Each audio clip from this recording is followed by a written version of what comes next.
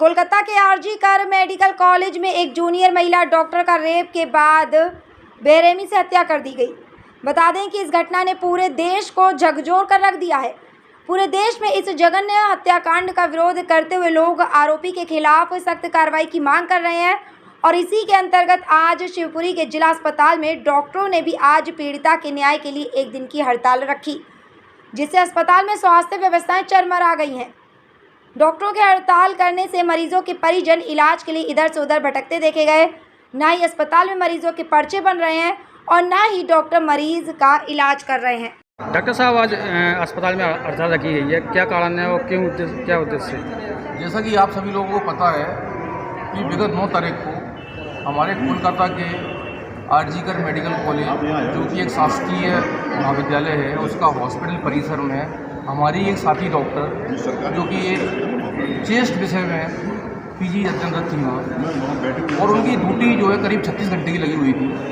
तो ऐसी ड्यूटियाँ जो 36-48 घंटे की ड्यूटियाँ काफ़ी हैवी होती हैं, और इतनी हैवी ड्यूटी के बाद उनको अगर थोड़ी देर के लिए आराम करना हो तो अनफॉर्चुनेटली वहाँ पर कोई ऐसा ड्यूटी रूम या कोई रेस्ट रूम उपलब्ध नहीं था जहाँ वो जाके रेस्ट कर पाती है। तो इस परिस्थिति में उन्होंने सेमिनार कर, जहाँ पर अमूमन थोड़ा बड़ा होता है और जहाँ पर एक प्रोग्राम्स वगैरह सारे डॉक्टरों को इकट्ठा करके जहाँ पर प्रोजेक्ट्स वगैरह बताए जाते हैं, एक सेमिनार रूम होता है। उस सेमिनार रूम में उनको मजबूरी में जाके थोड़ी देर रेस्ट के लिए जाना पड़ा। लेकिन उनके साथ कुछ अनफॉर्चुनेटली ऐसा हुआ कि कुछ लोगों ने उन पर अटैक किया, जैसा कि पता चला है। उनके साथ बर्बरतापूर्ण उनके साथ बलात्कार हुआ है, उनके साथ उनकी हत्या की गई है। तो इससे पूरा चिकित्सा समाज और पूरा की पूरा देश समाज सभी आहत हुए। तो इसके तारतम्य में चूँकि पश्चिम बंगाल में इस प्रकार की घटना हुई है और वहाँ के लोग इसमें आंदोलनरत हैं, उनके समर्थन में मध्य प्रदेश के सभी चिकित्सक महासंघ के लोग, एमटीए के, हमारे मेडिकल कॉलेज के टीचर एसोसिएशन के लोग, हमारे जिला अस्पताल के डॉक्टर्स, मेडिकल ऑफिसर एसोसिएशन के लोग, सभी लोग इसके समर्थन में उतर गए।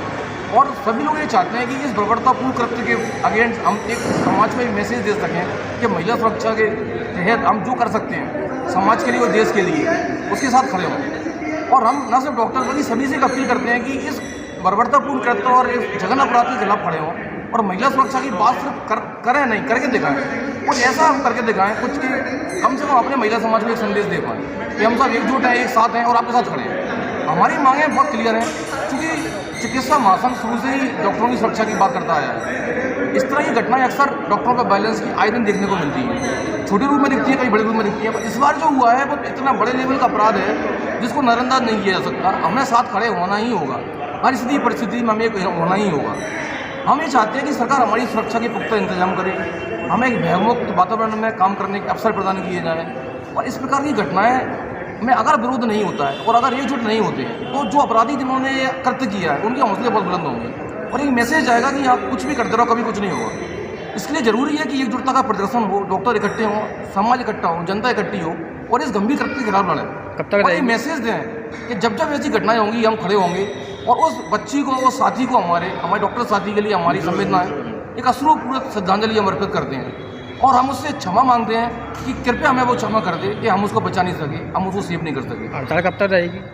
हड़ताल तो जैसा हमें हमारे महासंघ से निर्देश प्राप्त होंगे, आईएमए से निर्देश प्राप्त होंगे, उसके अकॉर्डिंग चलती रहेगी। समय समय पर कभी पिन डाउन करेंगे, कभी काली पट्टी बांध के विरोध प्रदर्शन करेंगे, कभी सांकेतिक हड़ताल करेंगे, रैली प्रदर्शन, जो हमको हो सकेगा वो हम करेंगे। लेकिन हमें मरीजों का भी हित का ख्याल है। यहाँ पे हम किसी मरीज के लिए बैठे हुए हैं, हम किसी भी इमरजेंसी के लिए तैयार बैठे हैं। हमने कोई इमरजेंसी बंद नहीं की है, हमारी सांकेतिक हड़ताल है जिसमें खाली ओपीडी सर्विसेज हमने बंद की है। बाकी हमारी इमरजेंसी रेगुलर चल रही है और मरीजों के लिए हम कटिबद्ध हैं, मरीज को मरने नहीं देंगे, मरीज का यथासंभव जो भी इलाज होगा वो हम करेंगे।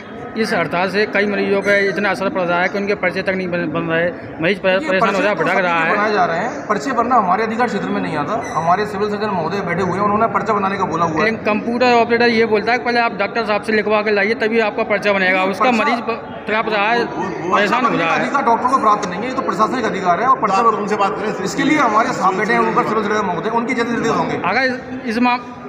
अगर इत्तेफाक से अगर उस मरीज को कुछ होता है तो उसके जिम्मेदार कौन होगा? मरीज की सेवा के लिए हमारा डॉक्टर इमरजेंसी में बिल्कुल बैठा हुआ है और हम सब लोग भी नजर बनाए हुए हैं कि किसी प्रकार की कोई इमरजेंसी हो तो हम उसको हैंडल कर लें। बिना पर्चे के मरीज को इलाज नहीं मिल रहा ना। प्रबंधन डिसाइड करता है कि पर्चा बनेगा नहीं बनेगा। हमने पर्चा बनाने के लिए हमारे डॉक्टर एसोसिएशन की तरफ से कोई मना नहीं की गई है, किसी प्रकार के महासंघ द्वारा मना नहीं की गई है। हम इमरजेंसी को बंद ही नहीं कर रहे, तो हमारी इमरजेंसी रन कर रही है, पर्चा तो ये कहना तो बिल्कुल गलत होगा कि हमारे तरफ से पर्चा बनाने के लिए मना किया गया।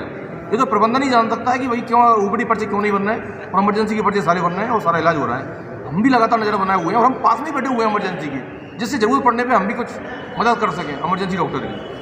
तो ये कहना तो गलत है कि ये पर्चे नहीं बन रहे हैं या किसी सीरियस मरीज़ का इलाज नहीं हो रहा है।